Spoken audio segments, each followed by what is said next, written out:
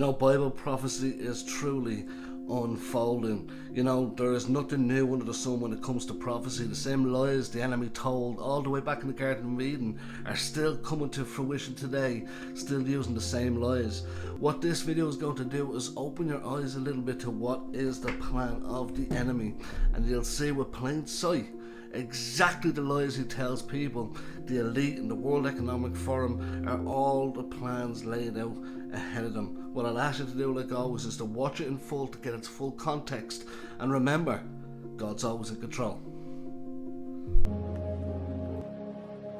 Just as God in the Bible designs and creates animals and plants and humans according to his wishes, now we are learning how to design and create life. The big question is what kind of gods we will be. Will we be merciful and wise gods, or will we be petty, vengeful, and irresponsible gods? In 2024, this topic is a huge topic at the moment in the world, that people want to live forever, and it ties in so closely with the Bible and even prophecy.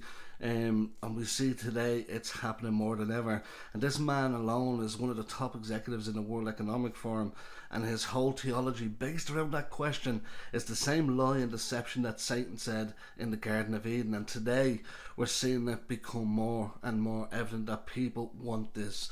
When we look at, even when it comes to social media, there's one big influencer who answers the question about death, and this is what I wanted to show you today, that it's actually starting to push towards this as we see prophecy unfold. Have a listen to what Mr. B says about dying. Your death, by the way? Yes. It's hard because, what if you just die and then you just see nothing forever, Yeah, the nothingness. It just fades to blackness, and you're just like that for trillions upon trillions to billions squared years, and it's scary. But also, before you're born, you don't remember those X amount of years either, so that gives me a little comfort. But no, it's definitely very scary. Something I'd rather not think about until I'm like 80. I'll deal with that problem then. I don't know if I told you this, but I'm kind of hopeful that someone like Elon or one of these freak smart people will just be like, screw it. I'm gonna figure out a way where we can slow down aging, get it where we can live to be 200-300 years old, and just set their sights on that, and then just kind of save us.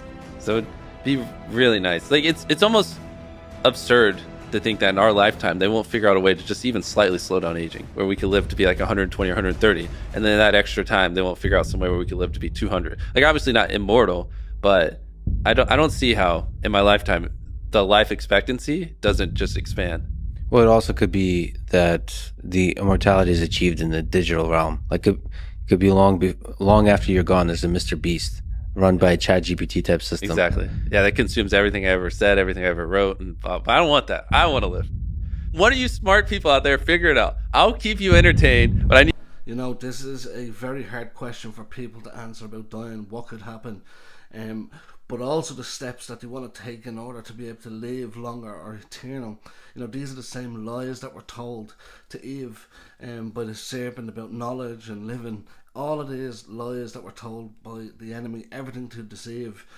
But what he says, what Yovel says in the next segment, which I'm going to leave with you, blew my mind, because this will happen. These are the things they're looking to do, and it ties in with the book of Revelation.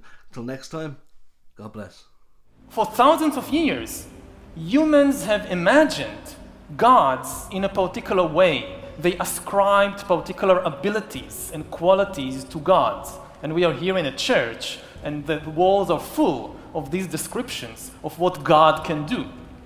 And we are now seriously in the business of acquiring these traditional divine abilities and qualities to ourselves. Whether it's trying to overcome death and gain immortality, or whether it's gaining the ability to create and design life according to our wishes. In the Bible, in the book of Genesis, basically the first thing God does is to create animals and plants and humans according to his wishes. We are now trying to gain this divine ability to ourselves. It's very likely that in the 21st century, the main product, the most important products of the human economy will no longer be just vehicles and textiles and food and weapons. The main products will be bodies and brains and minds.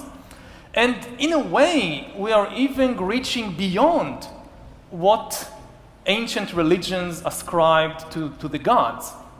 Because the gods, like Jehovah in the Bible, they could create only organic beings. If you're a creationist and you look at the world, so all these animals, all these plants, God created them and they're all organic. Now humans are trying to do better than that.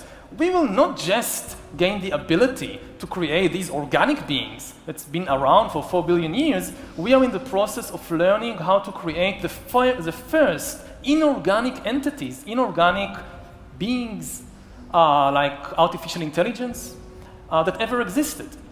So in this sense, it's a literal claim that humans are trying to upgrade themselves into gods.